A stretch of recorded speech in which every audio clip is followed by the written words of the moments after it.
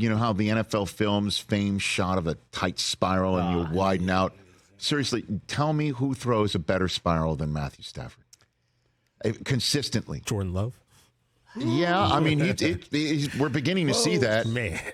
He's only got a dozen more years to go to match Stafford right now. Stafford's near the top of the list. He throws one of the prettiest balls. Matthew Stafford is no doubt on a Hall of Fame path right now. I fully believe it. He's got statistics for it. He's got a trophy for it. If he gets another trophy, I think we're done.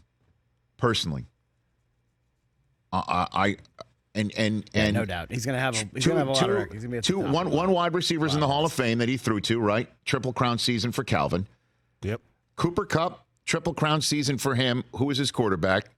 Puka Nacua sets the rookie receiving record for catches and yards. Who is his quarterback? Right? He makes the guys around him better. He takes the Rams and wins a Super Bowl in his first season there. Good dude, too, man. This is what he had to say after the game last night. It had to be tough, to go into this stadium and try to one and done everybody. There was some boos for him, right, at the start? Were there some boos? And then they were chanting his name at the end. I saw he came running out, and there was somebody who's screaming boos and flipping birds. Well, it's not like Bulls fans going to Jerry Krause, but I get it.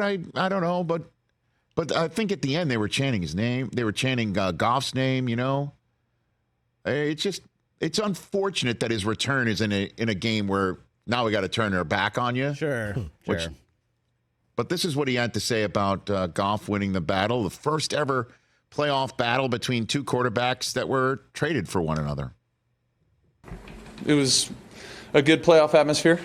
Obviously it was a loud crowd. I thought we did a great job communicating the whole day.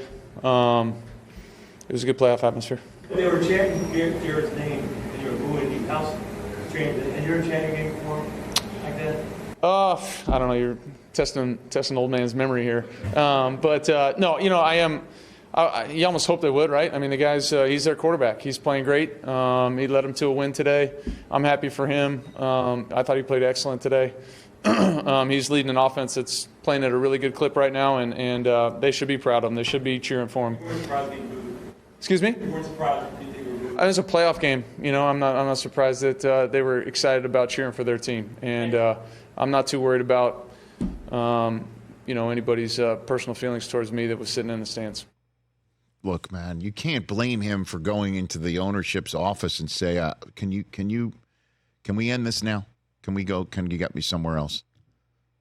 After all that time, I mean, if people still harbor any of that ill will, I mean, let's enjoy the playoff win that you have over him. Look, 25 or 36, 367 yards, 2 touchdowns, and no interceptions. Good Lord. Good Lord. He looked amazing yesterday. He is so good, and I know there's no banners for we were better than anybody thought we would be. But the Rams were exactly that. And, you could make a case that, this is going to be like Les Snead's first, would you say, with Sean McVay, like straight up an actual normal draft? You know what I mean? Where they have full complement and they reloaded supposedly when they didn't have enough draft picks and they're supposed to pay the salary cap reaper. They won 10 games and made the playoffs, and they found another cup. Their cup runneth over. He's better than Cooper Kupp right now. I mean, dude. Yeah. Although it does look like Higbee might have blown his knee out because on that hit he took low.